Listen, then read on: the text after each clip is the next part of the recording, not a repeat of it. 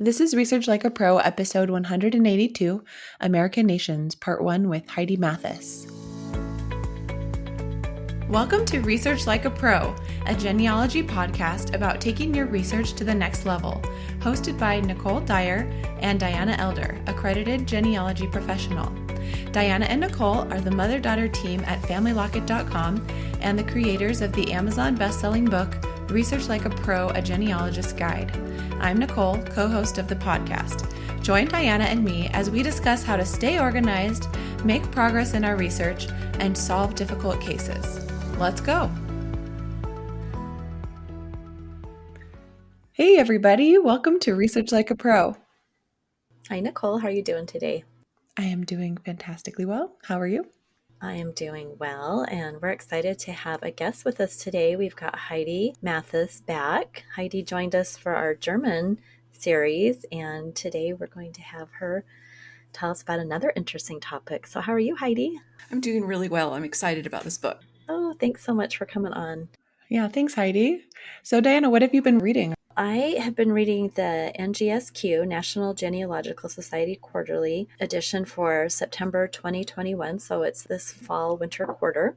And the first article where I started is by Ruth Randall, and she's a certified genealogist, and it's titled Discovering Kin for Washington Graham of Arkansas and Missouri. And it's so interesting because this was a formerly enslaved man who served in the Civil War. And looking at so many interesting records, she was able to discover his mother and probable brother and siblings. Just that's so difficult to do. So I have just been really enjoying it. And I thought there was just one little thing I wanted to read from it because I thought it was really useful for anyone working on African American ancestry. And this comes up a lot when we're doing these client projects as well. The surname issue, like where did that surname come from? And so the author quotes a book that I read when I was doing my African American studies, and it's D. Palmer Woodter's Finding a Place Called Home, A Guide to African American Genealogy. So I just thought it would be just fun to read a tiny bit of this because it's so interesting. D. Palmer Woodter says slaves on these large plantations, some exceeding 200, did not leave slavery with the owner's surname unless there had been close ties prior to emancipation. So I won't read the whole thing, but basically, saying if it was a large plantation, that the enslaved people had their own family groups, and they oftentimes had multi-generational slave communities formed, and they often had their own surnames within those. So if you're looking at someone that came from a large plantation, just don't assume that they took the owner's surname. I thought it was really interesting. And that was part of the premise of this whole article, that the slave owner had left records that showed some of the surnames and some of the family groupings. Anyway, I love reading those articles. They're always so instructive. That is fascinating, and how wonderful that the records that were left behind survive to this day. Yeah, and they're not anything super unusual. They are pension records and probate records, census records. They're the things that we use all the time. But it was the way it was all put together, a bunch of little pieces of indirect evidence that come together to prove this. And of course, as we teach all the time, you have to write that up. You can't just tack those onto your family tree and then make a statement. But if you have something written, someone else can read it and come to the same conclusion. Mm-hmm. Thank you for sharing that. Of course. Well, we have our Research Like a Pro with DNA study group registration ongoing right now, and that begins February 16th and runs through the middle of May. So if you want to join us for that, make sure you sign up. And in the fall, we'll be doing the Research Like a Pro study group. So make sure you sign up for our newsletter and stay informed of all these happenings. And if you would like to be a peer group leader for one of our study groups in the future, we would love for you to apply on our website. Well, let's get into our topic with Heidi. We are lucky to have Heidi reading and writing for us on Family Locket, and she wrote 2 blog posts all about a book titled American Nations, and the author is Colin Woodard. And as Heidi was reading it, she thought it had so much application to genealogy, and so I think it's wonderful, and we can tie history and our genealogy together.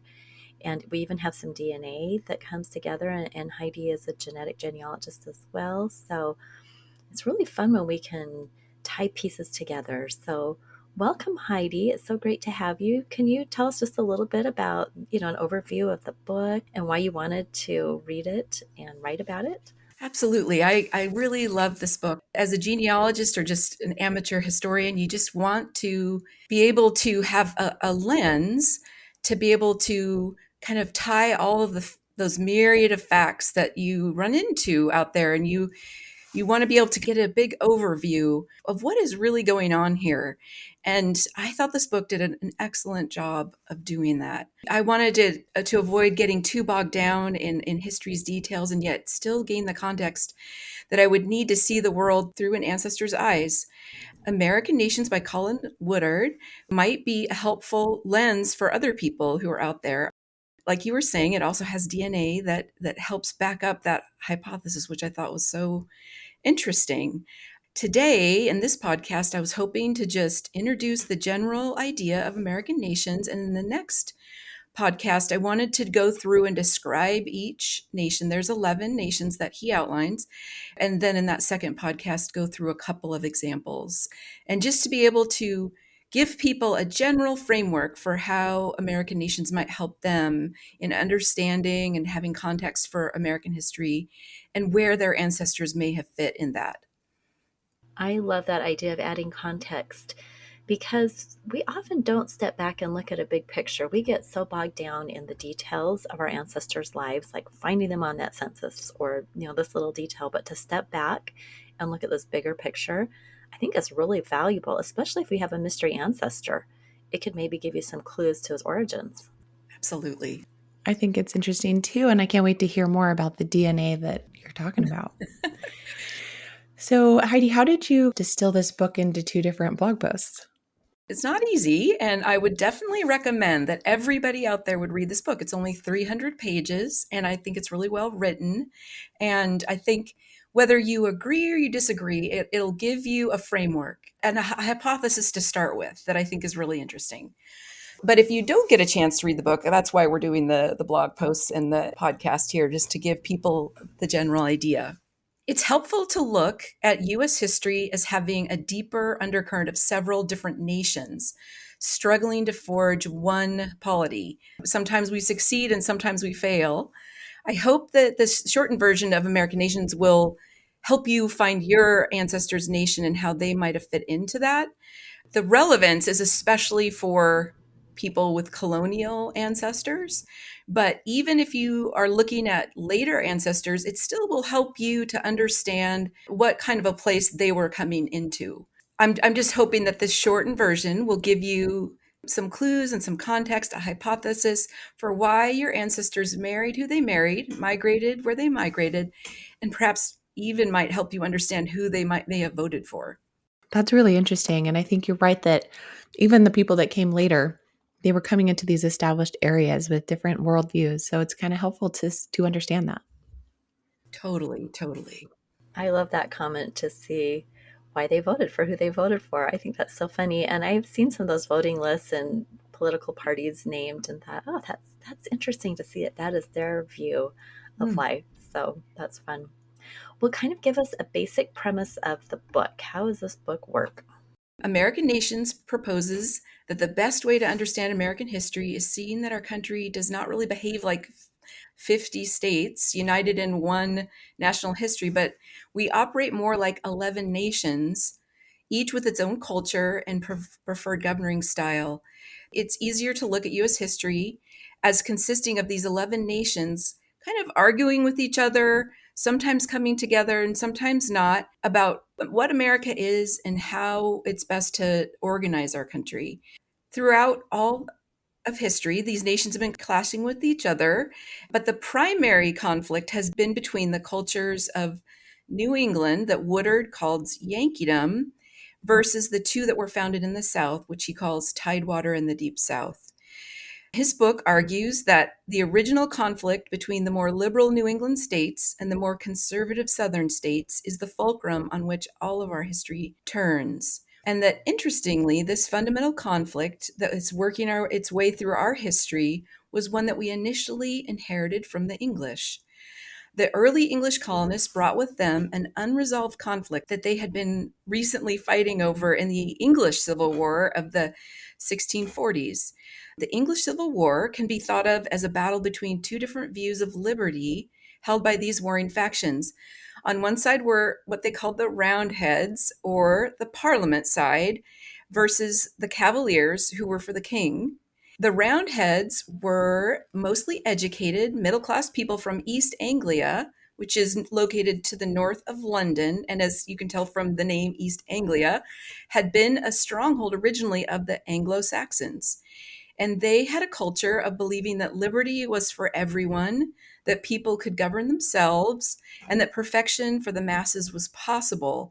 They supported the Parliament in the English Civil War. And when they immigrated to America, they formed a very democratically run, kind of self-righteous, bossy New England towns that American nations called Yankeedom. And on the other side of the English Civil War were the Cavaliers, and they were the aristocratic second sons of people from the south of England, which was historically a stronghold of the Normans. You've heard of the Norman invasion. These aristocratic second sons would not be inheriting their family's wealth, so they wanted to immigrate. And when they settled in the tidal areas of the mid-Atlantic colonies, they founded what he calls the Tidewater Nation. And these second sons of noble birth wanted to recreate the semi-feudalism in America of their former home, where a hierarchy was prized, and they had supported the king in the English Civil War. They were basically patricians who believed that liberty was for your betters, and those betters would in turn take care of you. So in other words, the people from Tidewater believed in noblesse oblige, which is sort of the belief that wealthy people are superior, but they will take care of those who are sort of beneath them. One of the differences that we'll go into later between the Tidewater and the Deep South was that the Tidewater sort of had this sort of aristocratic noblesse oblige, but the Deep South tended not to. And that's the main difference between them. But back to the liberty question, unlike Yankeedom, they did not believe that giving power to the masses was a good idea. They thought it would result in chaos. They thought that power should be better concentrated in the upper class, and that you would get chaos like the English Civil War had led to the beheading of Charles I, or as they saw later in the French Revolution, that kind of chaos frightened them and they wanted to control it. That's so interesting because, we study in school, at least I did because I really loved history. We study all of this, but so often we just don't put it in context with thinking about our ancestors and where they fit in. And, I don't have a lot of my paternal side traced all the way back. I've got some of them, and I do have a Virginian who would be part of that Tidewater group and then Noblesse Oblige. And, they were plantation owners and such. But then I'm just wondering if you just never know where they are. When you can't trace them all the way back, you wonder where they fit in. And it's really interesting to think of the separation between Yankeedom and the Tidewater groups. I thought it was so interesting, and it definitely plays in to the Revolutionary War and how the Constitution was founded and just all these conflicts that our nation has gone through. Yeah, you can really see that from the very beginning of the settlement of the colonies, it kind of was the sowing of the seeds for the Civil War eventually. Absolutely. That was, the slavery was basically an unresolved problem that the Constitution really failed to deal with. And then it kind of arose again in the Civil War period. That's the example I use in the blog post to talk about this conflict, because it's the clearest example of what he's talking about. So one way to think about the conflict between Yankeedom and Tidewater in the Deep South is like, how were those conflicts resolved? And often it was resolved by one side or the other kind of convincing the other nations to join them. So the two most dominant nations in our country's history are Yankeedom versus the Tidewater in the Deep South. And the other 8 nations kind of revolved around those nations and kind of fell in between the two poles of those extremes.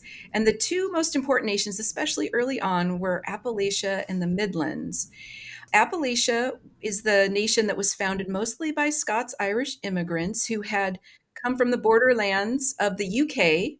They had settled also on the borderlands of the American colonies in the Appalachian Hill Country. So Tidewater is basically in the Tidewater, the lowlands, and then the Appalachian settlers were in the uplands. And then the other really important nation early on was the Midlands, and they were made up mostly of Quakers and Germans in Pennsylvania for the most part. So the Quakers and Germans definitely clashed over who would govern Pennsylvania. They were different, but they did have some cultural overlap. They had both had recent histories in Europe that taught them to distrust concentrated power, and each in their own way, they had come to America for autonomy and mostly just wanted to be left alone. They found both Yankeedom in the Deep South and Tidal Water kind of bossy, and they just wanted just to be left alone. So American Nations argues that in every conflict in our country, that kind of boils down to the Yankeedom versus the South, whichever of those extreme poles could get its other fellow nations to join, particularly Appalachia and the Midlands, they would be the winner in the conflict. That's a very interesting hypothesis. So it'll be interesting to hear more about how that plays out. But I can really see that being important for each group to try to win over the other nations. Absolutely. They're sort of the ones that kind of settle the dispute. Yeah, well, when I was reading the book on the Scots-Irish, which I finished, by the way, for those who have been listening to me talk about that, that was one of the premises of that book, that the Scots-Irish basically helped win the American Revolution against the British because of this whole desire for freedom. And we left Ireland, because they were in Northern Ireland, to get rid of the British influence, and we want them out of here too. And so that makes sense that they helped swing the war there, because there were loyalists, and a lot of those loyalists were probably part of the Tidewater and Deep South who had those ties to England and, didn't want the Yankees to win the revolution. So that very first conflict, I think we can see that. So interesting. Well, I know the one that really plays out besides that is the Civil War. So let's talk a little bit about that. Yeah, the Revolutionary War, definitely it's in play, but the Civil War is definitely where we see it kind of all come to a head. Most of us are familiar with the idea that the Civil War was between the North and the South. But by thinking of it the way Woodard does, I think we're going to get a clearer picture of what was really going on. And we can kind of go back and look at it as that original battle, but over what does liberty mean to us? So on one side were Yankeedom, who believed that liberty was for everyone, that you should not have a hierarchical society. And they were very utopian. And so they were quite zealous about that. And some of the other nations, like the Midlands and Appalachia, they didn't feel so strongly about slavery. So the bossiness thing kind of bothered them, but they also felt irritated by the Tidewater and the Deep South being sort of patrician, and they didn't like that hierarchy either. So on the other side, I was talking about Yankeedom being liberty was for everyone. And on the other side, you had the Tidewater and the Deep South. And they, like I said, were founded on hierarchy. They had extended the English class system into the US. They thought that they knew best and that you should basically keep this hierarchy, which included, unfortunately, slavery, should definitely stay in place. So even though the other nations were involved in the Civil War, the conflict really started between Yankeedom and these southern nations having a different view over liberty. So like I was saying, in the beginning, Appalachian and the Midlands really didn't like either side. They wanted to stay out of it until the South made the first move on Fort Sumter. That appalled them. And their pattern throughout history was they would end up joining the side they hated the least at the time. In this case, Yankeedom was the side they hated the least. And so that was the side that they tended to join in the Civil War. And Yankeedom would end up, as we know, the North would end up winning the Civil War. But it's hard, especially nowadays, we can really see that they didn't necessarily win in the entire argument. For example, Reconstruction, the period after the Civil War, failed in large part because Yankeedom, when they went down to the South to try to enforce the law, they were viewed as like a foreign country to the people in the South. They hadn't really won them over. And so like the South had not changed its culture, basically. And so the Yankees have ended up basically giving up and going home before they had really sort of won the overall victory. So you could think of it as like the Civil War was a situation where the Yankees won the military battle to abolish slavery, but they had sort of lost the overall war to end the subjugation of African Americans, and even to a lesser extent, the hierarchy that also oppressed poor white people in the South. Wow, that's a great explanation. And I think that, those who are Civil War buffs and really study that would agree that once those other nations came into it, Appalachia and Midlands, and I love the comment that they tended to join the side they hated least, that that's when the war kind of swung to the north side. And I think that's so interesting. It's so sad that Reconstruction did not play out in a better way that could have really helped to raise the level of the formerly enslaved and those, like you said, the oppressed poor white people, because there was very much that class system that just did not go away. A good lens to look at to try to understand what happened there. Definitely. So, Heidi, how does this theory show up in our DNA? Well, it was so interesting. I came across this blog post by Colin Woodard where he was writing about a 2017 study in the journal Nature Communications called Clustering of 770,000 Genomes Reveals Post-Colonial Population Structure of North America, which apparently he was getting all these emails telling him about the study because it really dovetailed so well with the theory in his book. And he was saying that neither he nor the authors of the study knew about each other. But if you look in my blog post, you can see that I post a map from American nations. And then there are also the map from this DNA study. And you can see that there is kind of a dovetailing there. The Nature Communication study involved 770,000 ancestry users, and they saw how they formed DNA clusters for the whole country, which is kind of a large scale version of what we as genealogists do with our individual DNA results. We look in our match list for matches that match each other and are forming clusters. And so they did that for all of these like 770,000 users. And they showed something that we kind of all know at our own little ground level, is that our ancestors tended to associate with and marry and migrate with other people from the same group. And we call that our fan club. And these ancestry users from the Nature Communication study and the ancestry DNA communities that we see in our ethnicity results at Ancestry are basically doing the same clustering, but at a much more macro scale. It shows on this 20,000 foot view of how people are tending to stay within their same group, and it's even showing up in our DNA results.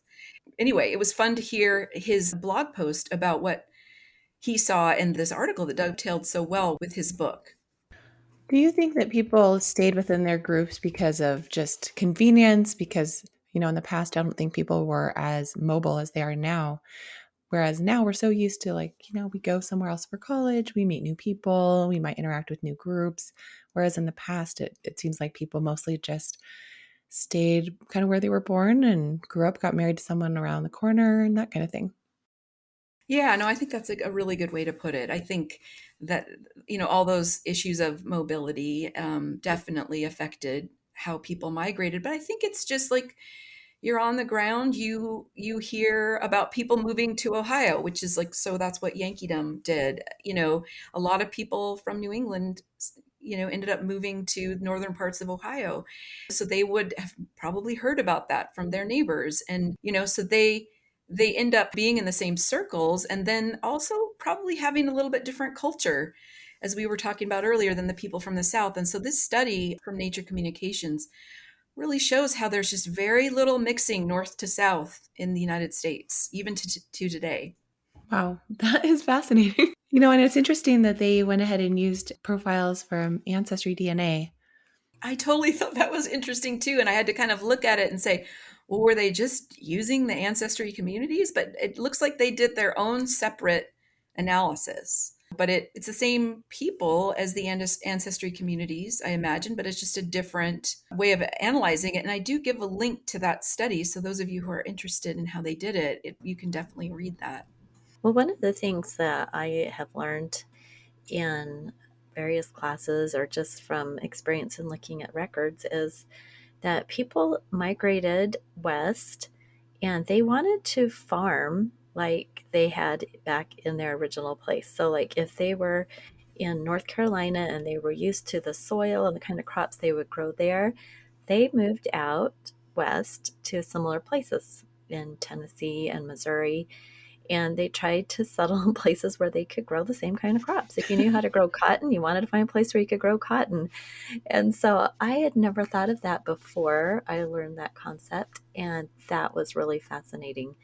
So I think in these maps that we have in the blog post, you can really see the westward movement of these groups and kind of see that they're kind of just moving straight west, give and take a little bit.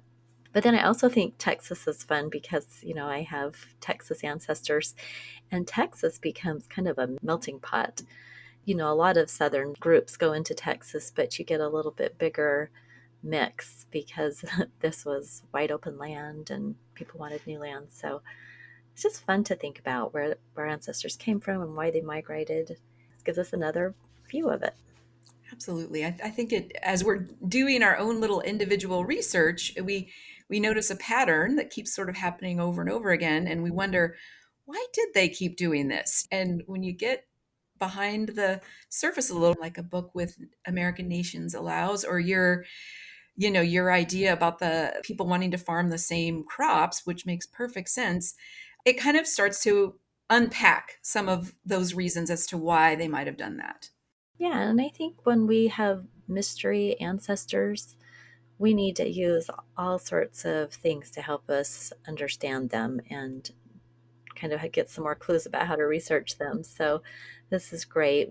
Well, that's it for this podcast. Do you want to give us a summation for this part and what we're going to do in part 2? I think you can just think of American Nations as a 20,000-foot view of U.S. history that has some DNA evidence to back it up. So it's just a theory or a lens that you can apply to your research. And sometimes, your ancestors are going to fit into that, and sometimes they might not, but it's still going to help you understand the people they were around, even if your particular ancestors were an outlier. In part 2, I want to really lay out what his theory is and then go over a snapshot of each of his 11 nations. And I hope that it will entice people to read his book, because I think he does such a much better job of explaining, and there's so much more context for understanding these 11 nations and giving you clues about the world that your ancestors lived in. Absolutely. Well, thanks so much, Heidi, first for writing the blog posts and synthesizing all that information and applying it to the genealogy world, and then for coming on the podcast to talk about it. So I'm excited to see where we're going to go in part 2 and talk more about this. So we hope everybody listening will have a great week and make good discoveries in your genealogy, and join us for part 2 of this podcast. So thanks so much, Heidi. Oh, you're welcome. Talk to everybody later. Bye. Thank you for listening. We hope that something you heard today will help you make progress in your research. If you want to learn more, purchase our book, Research Like a Pro, A Genealogist Guide, on Amazon.com and other booksellers. You can also register for our Research Like a Pro online course or join our next study group. Learn more at FamilyLocket.com. To share your progress and ask questions, join our private Facebook group by sending us your book receipt or joining our e-course or study group. If you like what you heard and would like to support this podcast, please subscribe, rate, and review. We hope you'll start now to research like a pro.